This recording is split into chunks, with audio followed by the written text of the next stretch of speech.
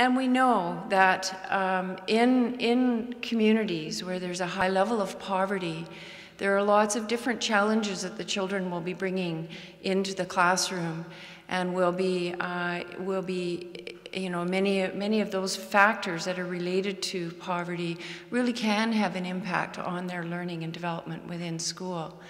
And we also know that the kinds of things that you will be doing with the children, along with the variety of teaching methodologies that are used in the classrooms, the strong sense of community that is developed within the schools, and the strong connections with families and with community services, those things all make a difference in the learning and development of the children.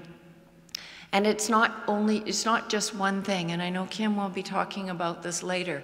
There are a whole bunch of different factors that make a huge difference in the lives of children, and how they build resiliency and are able to focus on what they need to be focusing on within school and achieve incredible things within school and within their lives.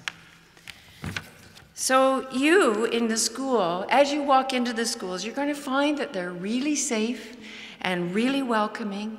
They're places to learn and to play. Good, you're still awake. And to contribute within a school community.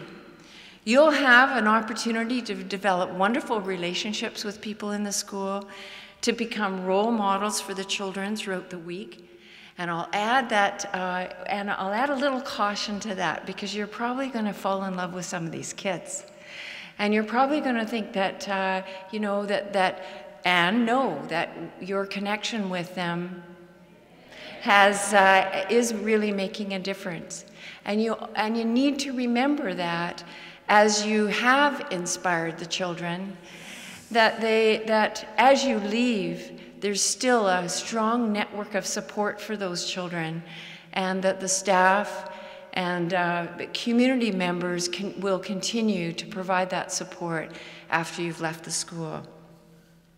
I've reviewed some of the projects that you'll be doing in the schools, and it's in a wonderful list of learning activities.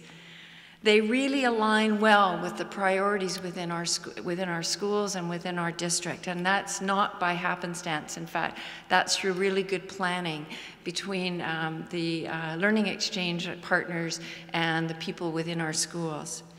And you've heard a list of some of the projects, but some of the focuses that are really important in our schools, and you're going to see evidence of it as you come into the schools, are around the theme of sustainability. Many schools have gardens, are developing gardens, are focusing on recycling and environmental sustainability issues. Many schools are are in the midst of raising funds for Haiti relief, and they have a real sense of global citizenship and making a difference in the world, along with making a difference in their communities. Active and healthy living is a really important focus as well. Literacy, numeracy, art and science education, all of those that are themes within your projects are really important focuses in our schools, and will be embedded in the life of the school. This little game of connecting and playing and inspiring is a tiny little example of active learning.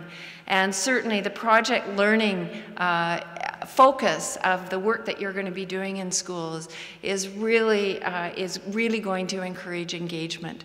And we're really looking at, as a school system, looking at how to engage students in a more meaningful and relevant way. And what you're going to be doing with the kids is a prime example of what we need to be doing every day in classrooms, in ensuring that the kids are really actively engaged in their learning. So I'd like to thank all of you most sincerely for the contribution you're about to make within our schools and to the lives of our most vulnerable students. You are going to have a tremendous opportunity to connect with the kids in a way that will have an impact on their sense of self-confidence and well-being and self-esteem, and will really, truly make a difference in their learning. You'll also have an opportunity to serve as powerful role models and to inspire the children to open their minds to new possibilities in their lives. And you'll have an opportunity to play with the kids and to recognize the power of creativity and imagination. And I know you're going to hear more about that from Kim, but that is so, we cannot underestimate the power of play and the energy that that inspires. And I just hope that you are going to learn and grow through your experiences. I know you will. This is a two-way street where you're going to have an opportunity to learn something about yourself. And I would really encourage you to reflect on that and think about what that means in terms of how you see yourself as a learner, how you see yourself as a contributor to your community. And I'm really looking forward to hearing the stories that you're going to bring back to Kathleen and to Margot and other learning exchange leaders within this partnership. And I know that we're going to be getting together this spring to review the outcomes of the Reading Week activities. And I'm certainly, I know our superintendent and I are planning to visit some of the schools during Reading Week so that we can actually see how things are going and to engage in the energy that I know is going to be developing through that time. So best wishes to all of you, and thank you very much.